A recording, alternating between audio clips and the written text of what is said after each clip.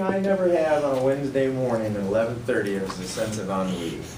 I am excited because I know I'm going to hear something good when I come into this meeting.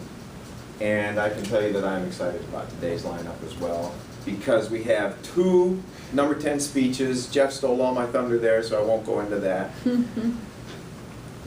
And we also have an icebreaker, which is the first project from the Competent Communicator Manual. So just as vocal variety adds the contrast to give you an interesting vocal interest to your speech, we're going to see the first project and a couple examples of the last project, see how we pull everything together.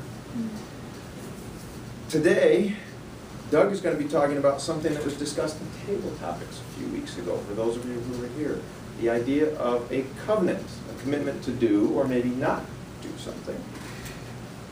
For the next 8 to 10 minutes, Doug is going to explore this concept in his speech titled Covenants and Choice. Please help me welcome Doug.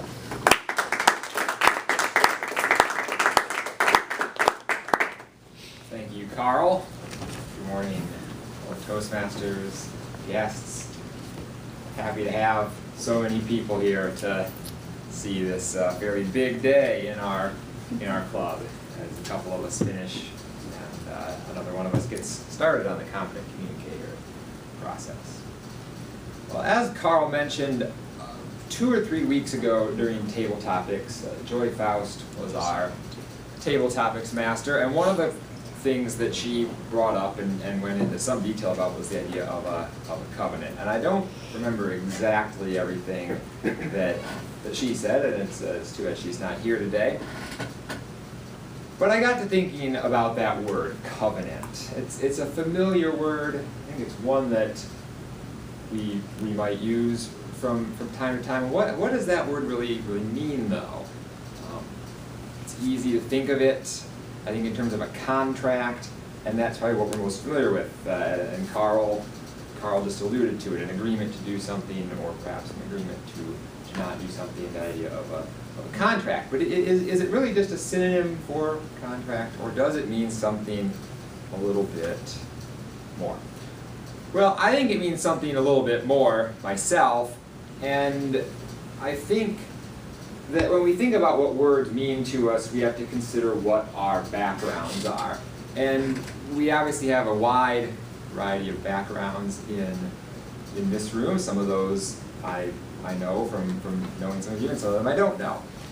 But when I think of my own background growing up in the United Methodist Church and going to Sunday school and all those sorts of things, certainly my introduction to the concept of a covenant came from several examples of covenants that are given throughout the Bible. And there are several pretty prominent examples of those. So after the flood, God makes a covenant with Noah that he will not send another flood to destroy the earth. God makes a covenant with Abraham that he will make Abraham the father of a great nation with many descendants, and they will inhabit the promised land.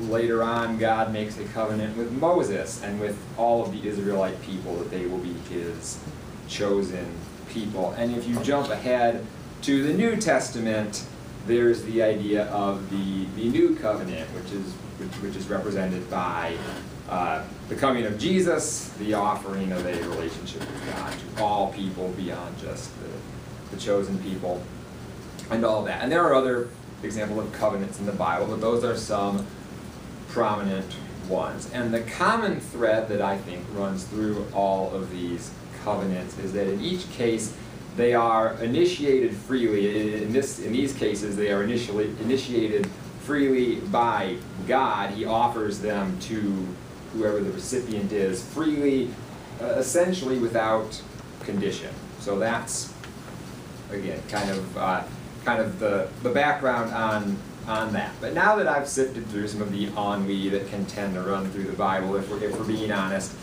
and sort of defined a covenant or given one definition of a covenant in that sense, you may be thinking, so what? You know, who cares? That's interesting theology maybe, but what difference does that make? Well, in that new covenant in the New Testament, when that is established, it comes with what is referred to as a new commandment, to love one another and to follow that example of showing unconditional love for one another. So I believe that based on that there's a calling there to offer that unconditional love, to others, just as in some of these other covenants they are offered unconditionally. We are to offer that love to others as may be appropriate based on what our relationship is. So we can think of romantic love, but we can also think of platonic love for a friend, just general love for mankind, all these sorts of things. But in each case, there's that calling to offer that love unconditionally, to offer it regardless of whether or not a given person deserves it or not. All right, so there's all that, and you may still be thinking, well, so what? What does that have to do with us?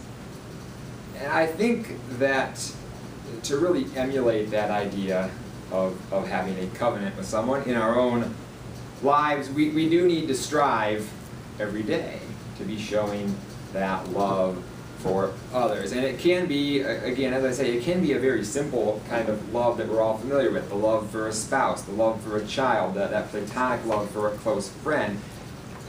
And it could also mean showing love to that jerk who cuts you off on the road on your way to work. It can mean showing love for someone who you just can't stand to be around. Every time they talk, they get under your skin and you want to punch them in the face. But you don't. You don't punch them in the face, and in fact, you could continue to show a sort of brotherly love or sisterly love for that person, even though you really don't like them. But in able to do all of that, we have to make the choice to do it. And that's where the choice part comes in. We have to make that choice to show that love for others. I always think back to a sermon that I heard at a wedding when I was a kid. And I think we've all been at weddings, and we've all heard the short sermon that frequently might come at a wedding, and they tend to be full of, honestly, some cliches and that sort of thing. But I always think back to one that I heard, probably, I might have been 10 years old, I don't remember that well, but I was probably about 10 years old, and the pastor at this wedding, in speaking to the couple who was getting married that day, said, in order for you to have a successful marriage, every day you have got to wake up and look at that person and say, I choose to love you today. You have to make that active decision to love this person whom you're getting married to. And some days that may be easy, and some days that may be hard, but every day it's worth making that choice. So that was the gist of this sermon. And I always think back to that. I'm at a point now where I've been married for a year and a half, which isn't all that long compared to a lot of folks, but I certainly have found in the last 18 months that it is very applicable to marriage. But it goes way beyond that. As I said, it's not just about romantic love for a spouse. It's not just about love for your family or for your close friends. It really is about love for everybody, and this should apply to all of that. You have to make that choice to show love, both to the people that you like and to the people that it's hard to like, and in doing so, okay, and in doing so, you can sort of have that covenant with other people. So, I challenge everyone, make that choice to make the world a better place, and make that choice to offer others a covenant of unconditional love, whatever kind it is, every day. Thank you, Mr. Goldsmith.